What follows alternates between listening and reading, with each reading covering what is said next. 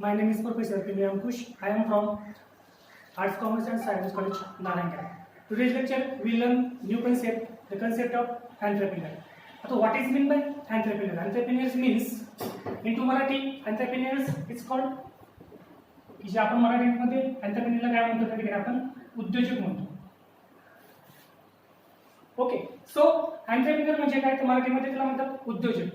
Entrepreneurs means a person or individual who buys a factor at certain price and selling its product at uncertain price.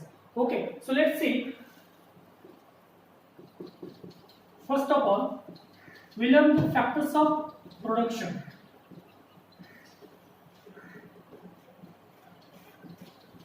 There are four types of factors of production which are required for the starting new business enterprise. Okay, so first, land.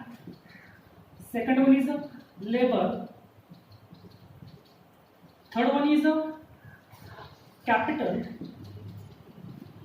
And last one is entrepreneur.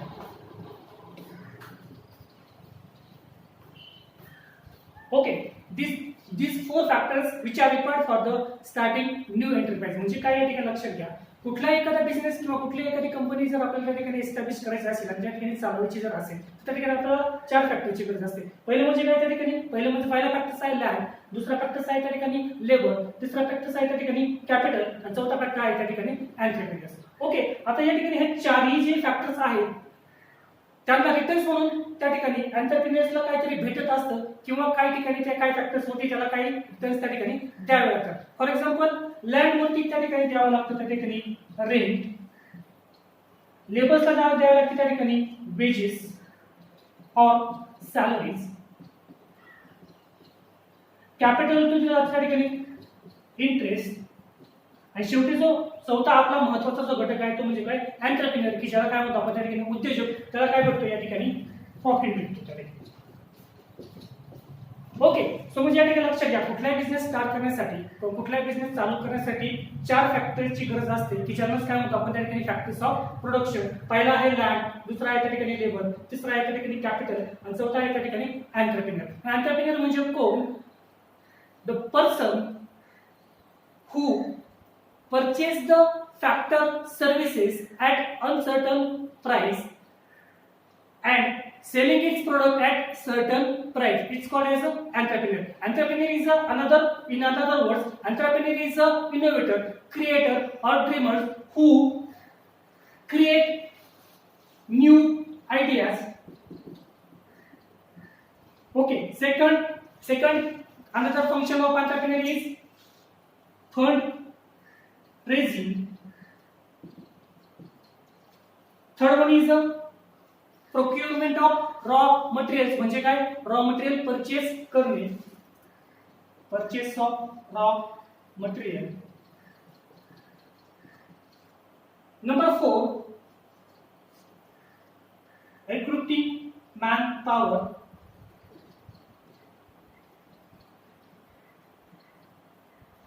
Number 5, purchase machineries.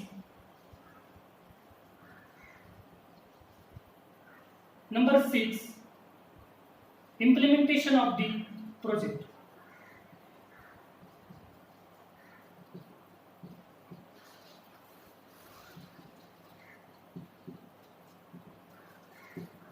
Okay, these 6 functions which are performed by the entrepreneur. की ज्यामध्ये पहिलं functions काय, creation of new idea. आता लक्षात घ्या, ठिकाणी कुठला एखादा बिझनेसमॅन किंवा कुठला एखादा एंटरप्रेन्योर ज्यावेळेस एखादा बिझनेस ठिकाणी स्टार्ट करायचा असतो त्यावेळेस त्याला काय करावं लागतं, लगेच त्या ठिकाणी लगेच आज एखादी कल्पना मनामध्ये आली लगेच बिझनेस स्टार्ट केला असं होत नाही. त्या ठिकाणी पहिल्यांदा काय करावं लागतं तर मार्केट रिसर्च करावा लागतो. त्या ठिकाणी येथे लक्षामध्ये मार्केट रिसर्च करायचं म्हणजे काय, त्या ठिकाणी रास्ताला कस्टमरचा अभ्यास करायचा, म्हणजे कस्टमरचे जे काही नीड्स आहेत, वॉन्ट्स आहेत त्या पहिला आयडेंटिफाय करायचे त्या ठिकाणी.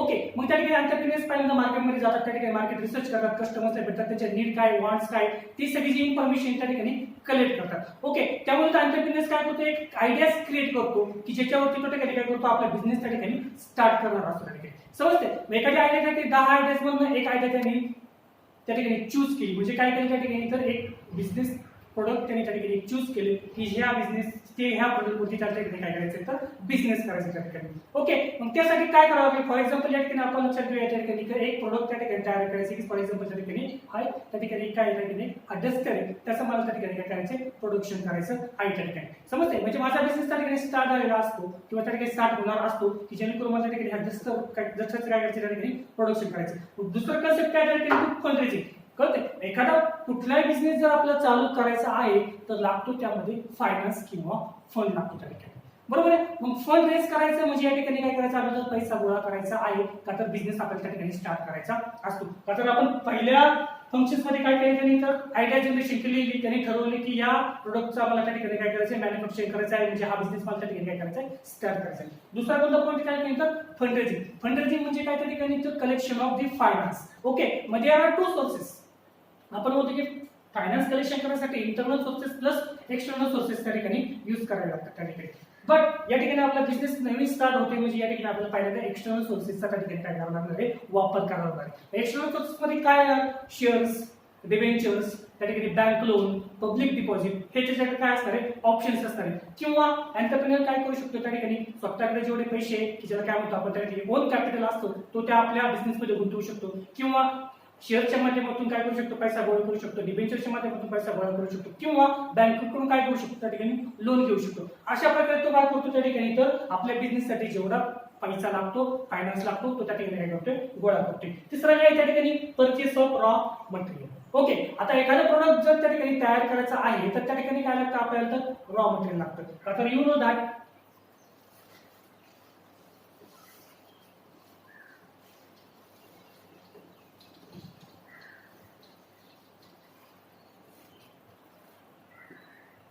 रॉ मटेरियल की ज्याच्यावरती काय केली जाते त्या ठिकाणी बिझनेसमध्ये किंवा एखाद्या कंपनीमध्ये काय केली जाते प्रोसेस केली जाते आणि त्यापासून काय मिळतं त्या ठिकाणी आउटपुट भेटतं.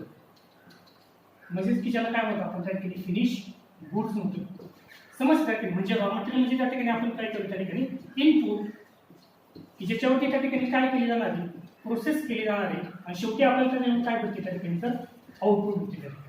समजते? म्हणजे एखादं प्रोडक्ट तयार करण्यासाठी किंवा आउटपुट मिळवण्यासाठी त्या ठिकाणी लागतं रॉ मटेरियल. बरोबर आहे? म्हणजे रॉ मटेरियल परचेस करत असताना एंटरप्रेन्योर्सला कोणते डिसिजन्स किंवा कुठल्या गोष्टींचा विचार करावा लागतो त्या ठिकाणी तर रॉ मटेरियल कमीत कमी खर्चामध्ये कमीत कमी कॉस्टमध्ये चांगल्या प्रकारचं क्वालिटी रॉ मटेरियल माझ्याकडे आलं पाहिजे की जेणेकरून त्याच्यावरती जास्त खर्च करता कामा नाही. कमीत कमी कॉस्टमध्ये चांगल्या प्रकारचं रॉ मटेरियल जर आणलं गेलं त्याच्यावरती प्रोसेस केलं तर चांगल्या प्रकारचं क्वालिटी प्रोडक्ट त्या ठिकाणी काय होत असतं तयार होत असतं त्या ठिकाणी. मग सप्लायर्स चूज करणे, चांगल्या प्रकारचं क्वालिटी रॉ मटेरियल कोण कोण देते त्या सप्लायरच्या त्या ठिकाणी भेट घेणे. बरोबर? रॉ मटेरियलची क्वालिटी त्या ठिकाणी चेक करणे. बरोबर? ही सर्व कामं त्या ठिकाणी एंटरप्रेन्योर्स त्या ठिकाणी करावी लागतात. दुसरं पॉईंट त्या ठिकाणी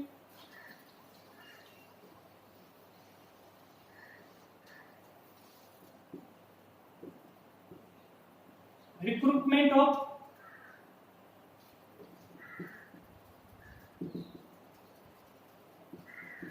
मॅनपॉवर. समजलं? This concept is related to HR human resources. बरोबर? आतापर्यंत आपण शिकलो की त्या ठिकाणी आयडिया जनरेशन काय केलं त्या ठिकाणी नवीन आयडियाज क्रिएट केली त्या ठिकाणी कुठला बिझनेस करायचा आहे कुठलं प्रोडक्ट त्या ठिकाणी तयार करायचं ही होती पहिली स्टेप किंवा पहिलं फंक्शन होतं. दुसरं फंक्शन होतं की बिझनेस स्टार्ट करण्यासाठी लागतो फायनान्स. मग फायनान्स कोणत्या वेजने गोळा करायचा कुठल्या कुठल्या सोर्सेसच्या माध्यमातून तो पैसा गोळा करणार आहे. बरोबर? तिसरा होता त्या ठिकाणी परचेसिंग ऑफ रॉ मटेरियल. बरोबर? चौथा आहे त्या ठिकाणी रिक्रुटमेंट ऑफ मॅन पॉवर. बरोबर? बिझनेसमध्ये काम करण्यासाठी लागतात मला त्या ठिकाणी एम्प्लॉईज लागते किंवा त्या ठिकाणी मॅन पॉवर लागते त्या ठिकाणी. ओके, ज्यामध्ये स्किल्ड, सेमी स्किल्ड आणि अनस्किल्ड असे तीन टाईपचे त्या ठिकाणी काय असते मॅन पॉवर असते. या तिन्हींची सुद्धा त्या ठिकाणी काय असते कंपनीच्या ठिकाणी गरज असते त्या ठिकाणी. समजते? मग या ठिकाणी ज्यावेळेस कंपनीला ह्युमन रिसोर्स लागते म्हणजे त्या ठिकाणी मॅन पॉवर लागते. याचा अर्थ त्या ठिकाणी ही जी मॅन पॉवर ज्या ठिकाणी रिक्रुटमेंट केली जाणार आहे कोणातर्फे तर HR डिपार्टमेंटतर्फे या ठिकाणी काय केली मॅन पॉवर त्या ठिकाणी रिक्रुटमेंट केली जाते. अशा वेळेस मग त्या ठिकाणी काही मुद्द्यांवरती लक्ष द्यावं लागतं त्या ठिकाणी. पहिलं म्हणजे त्या ठिकाणी सिलेक्शन प्रोसेस, एम्प्लॉईची त्या ठिकाणी सिलेक्शन प्रोसेस. बरोबर? सिलेक्शन प्रोसेस करत असताना जे एम्प्लॉईज त्या ठिकाणी स्किल्ड आहे बरोबर त्यांना कंपनीमध्ये त्या ठिकाणी कामावरती घेतलं जातं. का तर हेच एम्प्लॉईच्या माध्यमातून काय केलं जातं कंपनी त्या ठिकाणी काय घेतलं जातो जास्तीत जास्त चांगल्या प्रकारे काम करून त्या ठिकाणी काय केलं त्या ठिकाणी प्रॉफिट घेऊन जातो दिला जातो त्या ठिकाणी. समजते? पाचवा पॉईंट आहे त्या ठिकाणी परचेस ऑफ मशिनरी.